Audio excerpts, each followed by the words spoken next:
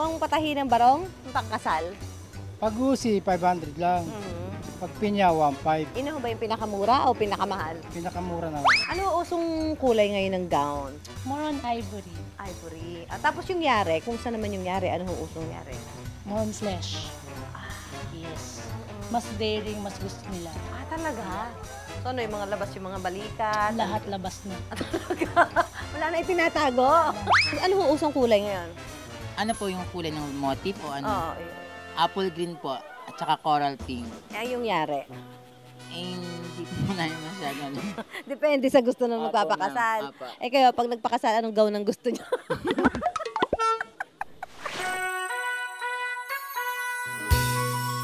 Kung kailangan nyo ng tulong sa family, pangkabuhayan, kalusugan, pati na beauty. Mga misis, ano ang isisigaw ninyo? Ano pa kundi kay Susan tayo, ang ating karamay at kaibigan. Always ready na pagkadaling lapitan.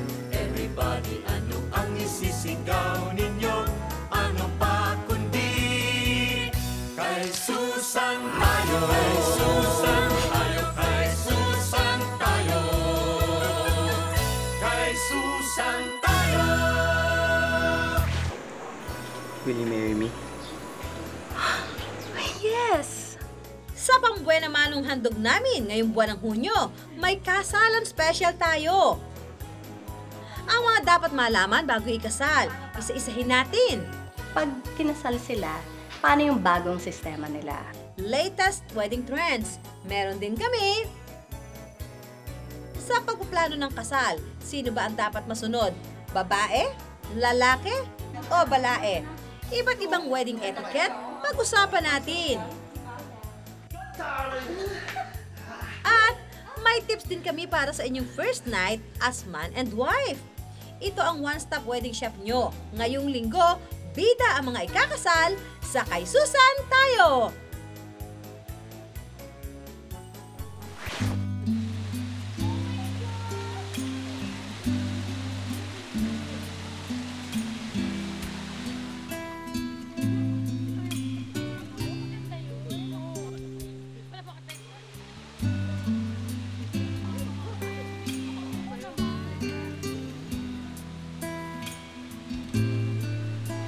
Will you marry me?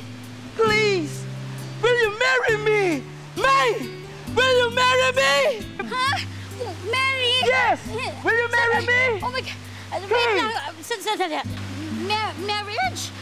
How can I prepare? How do I prepare marriage in this country? Tulad ng nauna nating magsing-irog, mukhang sa altar na nga patungo ang magkasintahang Joseph and Lay. Kita nyo naman, nuknukan ng tamis ang kanilang pagtitinginan. I fell in love with her the moment I saw her. Wow. We always promise to spend the rest of our lives with each other, no matter what happens. Hindi na mapakali ang dalawa dahil sa Setyembre na raw ang kasal nila. At sure na raw sila nga ang nararapat para sa isa't isa. I gave her the ring, like, will you spend the rest of my life? And then, Hindi na ako nag-isip, I said yes. Bago lumagay sa tahimik ang magkasintahan, alamin muna natin sa isang expert ang mga bagay na dapat nilang paghandaan. Sa Pilipinas, mas lalo na, when a couple gets married, it's not just two people getting married, but two clans. His family and her family, they get married. So, ang kailangan mo i-sort out, paano ba ang sistema sa pamilya mo? Paano ang sistema sa pamilya nitong isang tao? And kailangan nila pag-usapan, pag kinasal sila, paano yung bagong sistema nila? Kung malaman yung family tree natin, baka yung mga angkan mo kagaya din ang angkan ko. i-drawing mo pati yung lolo ng lolo. Sige, susulat na natin. First tip, match your emotional family tree. Tanungin nyo, paano ba naging magulang ang parents nyo? At paano ang mga magulang din nila? Paano mo ngayon gustong maging magulang sa magiging mga anak nyo? Kasi there's enough problems there already. Ang bawa sa kinala mo! Magbabawi sa'yo! Isang ngipin lang isang umaga! Ang sinitipin niyo mo! Huwag ka masalita sa kanila! Ba't hindi ako magsasalita? ring malaman kung paano magalit ang partner mo nang sa gayoy alam mo na ang magiging sitwasyon pag may away kayo. Ang pag-aaway raw kasi ang pinakamadalas na test ng pagmamahalan, lalo na kapag mag-asawa na. Oh, ma'am! Saan na yan? Kung may malaking pagkakaiba sa mga background nyo, tanungin ang iyong sarili. Kaya mo ba itong tanggapin hanggang sa pagtanda mo? Taas na ng kamay ko sa'yo! Mahal na mahal na nga kita! Maging sino ka man, kahit ganyan ka kalaki! Maglaan din kayo ng panahon para pag-usapan ang mga plano nyo. Ilang anak ba ang gusto nyo? Saan kayo titira? Hanggat maaga, dapat mapagkasunduan nyo na ito. Sa marriage expectations naman, you have 7 areas that you need to work on. So, first area is love. So, how will love be expressed? Ganyan. Next, very important, is money. Who is going to make the decisions about money? Kayong dalawa ba? Paano kung mas mataas ang sweldo ni Mrs.? Diba? How will you feel about that? Ang bank account niyo ba joint o separate? Kailangan pag-usapan yon. Mahalaga mapag-usapan din ang inyong in-laws. Set your boundaries kung hanggang saan ang involvement nila sa relasyon nyo. Ano ba naman? Ang ingay-ingay nyo dito. Ano yan? Ginagawa mo naman dito! Pagin na dito! Hindi, syempre hindi ko muna iwan ang anak ko. Sabi ka lang nga, but she's there! Of course, mahalaga rin maging open ang isa't isa sa usapin ukol sa sex at romansa. Kailangan alam nyo ang expectations sa isa't isa. After all, romance is one major spice of married life, di ba? TTH ang gusto ko. The English language has only one word for love, but the Greeks have 4. Do you have these 4 kinds of love for your partner? Eros or sexual love? Phileo or friendship love? Storge or affections? Agape or godly love? Jeez! Papayatin niyo po ang babaeng ito! Now, most couples go into marriage with just eros or erotic love, not knowing that they have to be friends, that they have to have affection for one another, and they have to be self-sacrificing. That's godly love. And if not, kung hindi yung 4 na yon ang seen in a marriage, that kind of love, it is more likely to fail. Kinonsulta rin namin ng isang abogado para malaman kung ano ba ang mga legal na aspetong dapat paghandaan bago magpakasal. Unang-una, siguruhin mong wala pang ibang asawa ang pakakasalan mo. Oh my God! Sinabi ko na nga ba eh. Merong binibigay na dokumento ang National Statistics Office, ang tawag doon, CENOMAR, yung Certificate of No Marriage, na nakalagay doon kung ang isang tao ay nagpakasal na o hindi pa. Para sa magpapakasal na nasa edad ng 18 to 20, kailangan ng written parental consent. Para naman sa 21 to 24 years old, kailangan ng verbal parental advice. Kung 25 pataas ang edad, you can marry anytime. Kung wala, yung mga magulang na hindi pumayag sa kasal ay pwedeng ipawalang bisa ang kasal. Kailangan din kumuha ng marriage license bago ang kasal. Ito raw ang pinakamahalagang dokumentong panghahawakan nyo bilang mag-asawa. Kung wala ito, parang wala rin kasalang naganap. Pagdating sa mga ari-arian, Buong mahabang kalsada na yan. Wow! Nakita mo yung polusyon. Lahat na yan. Ibibigay ko sa'yo kasi ibibigay ko talaga. So sweet! Swerte mo, no? Okay. Siyempre, mas mayaman ako sa'yo, no? kapag mag-asawa na, may tinatawag na community of property. Ibig sabihin, lahat ng ari-ariang naipundar ng mag-asawa sa loob ng kanilang pagsasama ay paghahatian nila. Grabe, swerte. Kapag may mga ari-ariang naipundar bago ang kasal at gusto nyo itong protektahan, dito na pumapasok ang prenuptial agreement. Kapag hindi nag-succeed ang marriage ninyo, anuman ang ma-acquire mo, even during the marriage, ay sa'yo pa rin. So, lahat ng bagay ay pwedeng pag-usapan ng magpapakasal bago ang kanilang kasal, pero itong mga usapin na ito ay patungkol lang sa inyong properties. O ano, Lay and Joseph, naliwanagan at mas naging handa na ba kayo for your marriage? Actually, we learned a lot from her. Narinig namin siya parang, so these are the things we should do pala. Good! Dahil pagkahaba-haba man daw ng prosesong pagdaraanan, sa altar pa rin ang kanilang hahantungan. Kay Susan tayo! Susunod, planning your wedding? Alamin ang latest wedding trends. Kay Susan tayo!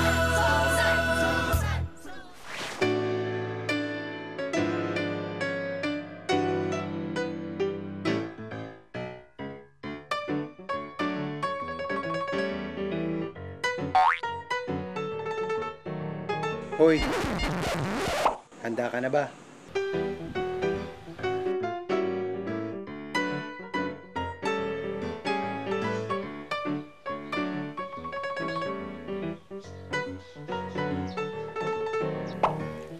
What about you?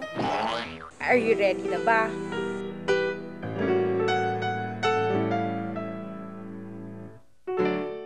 Buwan na naman ang kasalan, kaya marami na namang lovers out there na pihadong excited to walk down the aisle. Pero teka, kung akala nyo'y sing bilis ng kidlat ang lahat, pagdating sa wedding preparation, think twice. Dahil for sure, maraming hirap at pagod ang kailangang pagdaanan bago humarap sa dambana.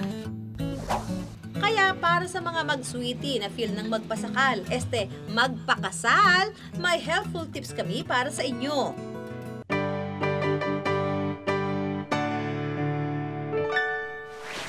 Kung trip nyong mapadali ang lahat, call the wedding planner very quick. Kami yung nag-guidance sa couple. Minsan, tinutulungan din namin sila tungkol sa budget nila, of determining kung ano yung magiging overall theme ng buong wedding. At the same time, letting them know kung sino yung mga proper suppliers to get for their budget, work on their budget. At the same time, kung ano yung pwedeng gawin na bago. For as low as 15,000 to 60,000, no more worries dahil ang wedding planner na ang bahala sa lahat. Make sure lang na 1 year before the wedding ay kumonsulta na sa kanila. Well, dapat alam na ng couple kung ano yung budget nila, kung ano yung gusto nila. Knowing your budget means knowing when to compromise the wants from the needs. Unahin ang paghahanap ng simbahan at reception venue dahil pag peak season tulad ng December to March, halos fully booked na ang mga ito. Much better kung magpapareserve at least 6 months before the wedding. Next on the list, ang outfit ng ating bride. Hiningi namin ng tulong ng isang eksperto tungkol dyan. Maraming wedding gowns na off-white, ecru, cream. And now, I've been trying to introduce colored gowns like soft pink gowns, shell pinks, the lightest of the blues. Sometimes may konting touches ng metallics, yellow, and silver. Ayon din sa ating designer, in ngayon ang mga gown na simple at kaunti lang ang detalye. Para sa groom-to-be, dahil mainit ang panahon, mas okay pa rin ang barong compared to black suit. Pero kung ikukumpara sa traditional barong, ang uso raw ngayon ay yung European fit, closer to the body para mas sexy. I really don't like colored barongs because it's so undignified. There are barongs now that are beaded, that are embellished with crystals. Meron na ring barong na instead of using mga conventional materials like husi and pinya, meron na rin gumagamit ng ibang materials kasi it's widely available now. Kung medyo kapos sa budget, maaaring bumili na lang ng ready-to-wear o di kaya'y magrenta ng outfit. Ang accessories naman tulad ng array, cord at veil ay maaari na rin ipagawa sa inyong designer o di kaya'y bilhin sa bridal shops. Every woman's dream is to look beautiful on her wedding day. Kaya di maaaring makalimutan ang hair and makeup ng ating bride.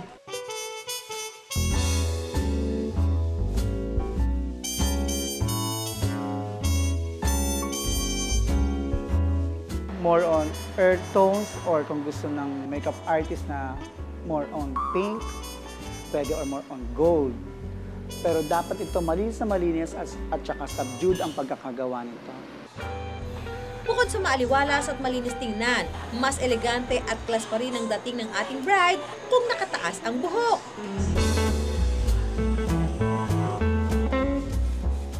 Kung tight ang iyong budget, maaaring mag-walk-in sa isang parlor para mas makamura. Siyempre pa, you want to share the most memorable day of your life with your family and friends. Kaya a month before the wedding, make sure na naipadala na ang mga imbitasyon. Yung square, diretso lang, malinis, walang masyadong detalye. Just expressing kung kailan yung wedding, saan, at yung oras.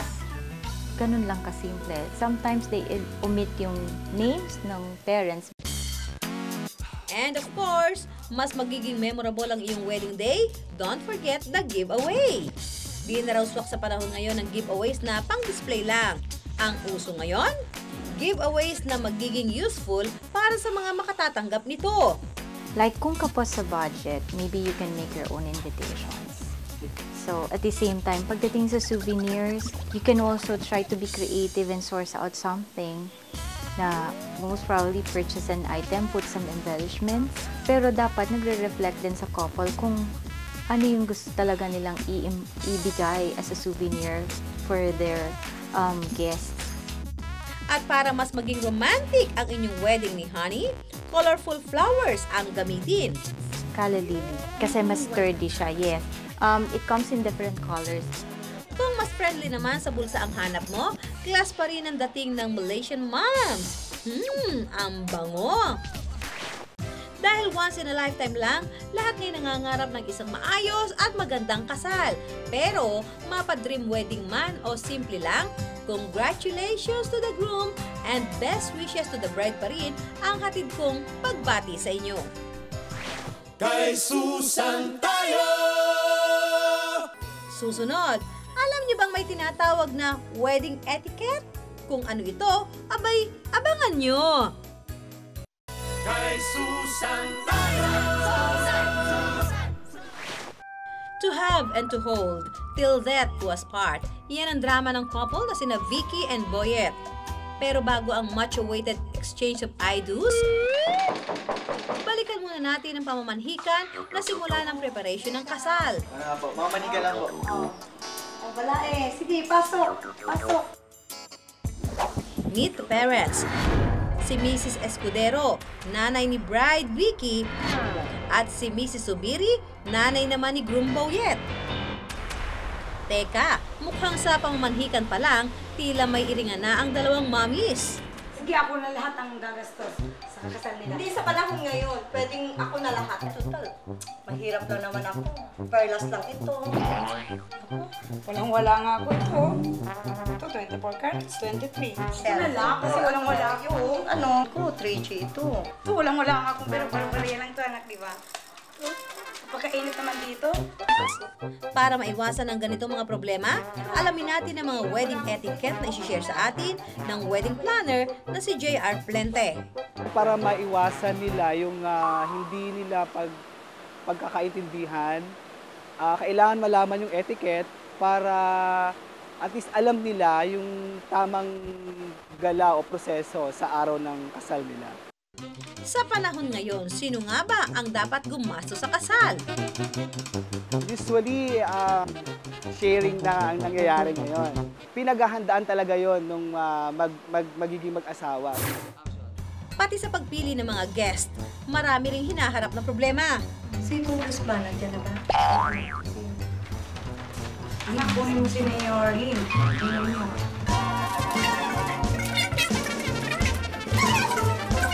Well, sa pagpili ng guest, ang dapat na inuuna natin, para sa akin, yung family natin, of course. Secondly, yung mga malalapit sa puso nating mga kaibigan natin. Dapat, kung budgeted talaga, at least kahit paano, pantay yung guest nila. Di ba, anak? Uy, Vicky, halika nga dito. Balita ko, ikakasal ka na daw. Kailan naman ba kasal mo? Invite mo naman ako dyan. Ang payo ni JR sa mga ganitong sitwasyon, diretsuhin na ang mga hindi imbitado. tell her or him na ang mga bisita mo lang na in-invite ay yung mga kamag-anak mo lang. Dahil nga, siyempre, budget lang yung wedding mo. Huwag mo akong kakalimutan dyan, ah. Dagdag pa niya, before the big day, iwasan ang pumunta sa lugar o kaya gathering na makakakita ka ng maraming tao na hindi naman invited sa kasal mo para makaiwas na rin sa awkward moments. Pagdating naman sa pagdedesisyon sa detalye ng kasal, sino nga ba ang dapat masunod?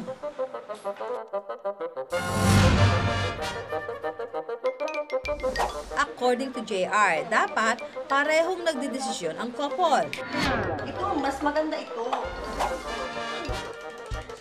Pero may mga pagkakataon ding okay lang kahit isa lang sa kanila ang magdesisyon. Pagdating sa decision making, dapat yung para sa babae lang magdedesisyon. Katulad ng sa motif, sa cake accessories. Pero pagdating naman sa mga common needs sa wedding, like sa catering, dapat nandun din lagi yung desisyon ng lalaki. May iwasan nila hindi pagkakaunawaan. Pwede ring mag-request ng regalo from your guest. Bridal registry is the answer. Sa paborito nyong malls, pwedeng piliin ang mga gusto nyong iregalo sa inyong wedding day. Para maiwasan yung pagkakadoble, pagkakapare-pareho ng regalo. Uso na rin ngayon ang paghingi ng cash bilang wedding gift. Pwede itong sabihin sa pamamagitan ng cards na ito na kasama ng invitation. Pagdating sa big day, marami ring wedding etiquette na dapat tandaan. Ang isang malaking katanungan, bawal bang magsuot ng itim sa kasalan? Stop! Pwede dito. Walang tama natin itong kasal dito ng anak ko. Ano ka ba? Ano ka ba? Ano ka ba? Nako mga mami, ayon sa wedding planner, hindi naman bawal magsuot ng black. Black can do, basta wag lang masyadong itim na itim.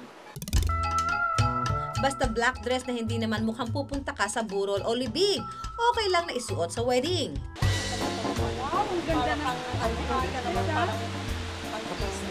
Sa reception, make sure daw na ang magkaka-table ay magkakakilala. Para hindi nagkakahiyaan yung mga bisita mo. At the same time, mararamdaman ng guest mo na hindi lang ako attender dito na after eating, aalis na, kundi part sila ng celebration ng kasal. Pero tila wa-effect ang wedding etiquette sa magbalaing ito.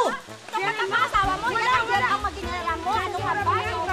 Ay, matandera ka.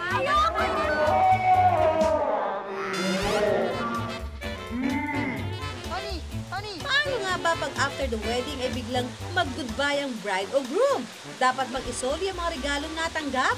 Para sa akin, mas gusto kong isoli yon na by courier na lang. Then I'll put some note na I really appreciate yung mga efforts and gifts na binigay nila sa akin. Pagdating naman sa solian ng naggasto sa kasal at sa mga wedding at engagement ring, depende na yan sa mapag-uusapan ng couple. Dagdag ni JR, sana'y mabalik ang pera sa partido na may malaking nagastos. Tama na! Wala na kayong magagawa. Magiging mag-asawa na kami ni Boye. Magbabati ba kayo o hindi? Sige na nga. Ayan, di natigil din ang mga mahaderang nanay. From this day forward, sana'y matigil na ang iringan para naman sina Boyet at Vicky ay maging masaya na magpakailanman. Kay Susan tayo! Susunod, usapang labing-labing at pulot gata naman tayo.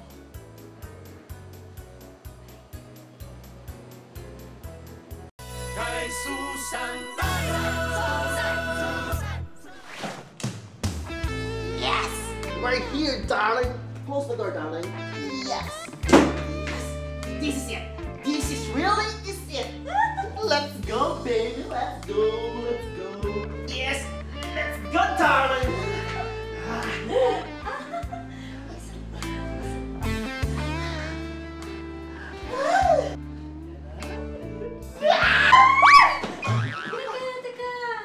Bakit? Anong problema mo? Kasi... Walang ano-ano. Kasi ano, tara! First time mo? Kung first time ngang isusuko ni Mrs. ang kanyang pagkababae, paano nga ba dapat sabihin to make the lovemaking slow and gentle? I think if she's just honest with him, may konting lambing at sabihin niya yon, kahit nasabik yung lalaki, I think maiintindihan niya ito, hindi siya magagalit. At kung kunwari, dahil sabik siya, makalimutan niya at nag-aapura siya, pwede naman siya mag-ling, pwede ba slow down? O kaya kahit sa beginning, holding hands. Sabihin na lalaki, komportable ka na ba? O ano, tabihan sila, o hawakan siya sa tuhod. Ano gano'n, na slowly. Okay, honey, let's give it a try. Handa na kay Papa pero biglang may kakaibang kaba. Kung may trauma kayo na masamang karanasan, dapat ay ipaalam daw agad ang totoo sa inyong husband. Matapos niya makuha yung mga gusto niya, iniwanan niya akong mag-isa. Ano ka ba? Di ba ako ang asawa mo? Hindi kita sasaktan, ha? Gusto mo, ako na lang saktan mo. Yung pisil-pisilin mo kung gano'n, yung gano'n, ha? Gano'n, no? Oo, gano'n, no? Mas makatutulong din daw kung alam nyo ang gusto at ayaw ng isa't isa. Kaya hanggat maaga, ugaliing mag-talk, talk, talk. Darling. Sweetheart, pagod ako eh. Kung tumanggi naman si Mrs. sa grasya, hindi raw dapat masamain kung hindi na pagbigyan si Mister.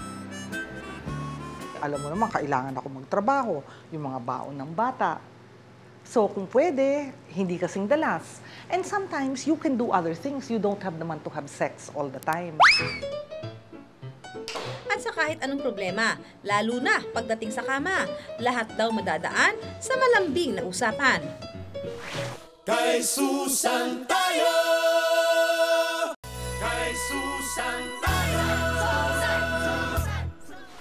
Mga kapuso, sa susunod na linggo, kay tatay naman tayo. Bibigyan parangal natin si Papa, si Amang, si Daddy, at si Tatang. Special guest namin si Papa Richard Gomez. Na-excite naman ako sa luto na yan. Ang bilis. Ito ang Father's Day special ng KST na di nyo dapat palampasin. Kaya para sa impormasyong nakalilibang at kapaki-pakinabang, isa lang ang dapat nasigaw nyo tuwing linggo, kay Susan tayo! Paalam! Talaga na, kain na. Nilagay mo dito na. O mga kapuso, kita-kita ulit tayo sa susunod na linggo para sa mga kwentong hitik sa kaalaman, nakalilibang at kapaki-pakinabang. Ako po si Susan Enriquez, ang kumari nyo. Tandaan, bu-beauty ang buhay nyo dahil tuwing linggo, kay Susan tayo! Kay Susan tayo!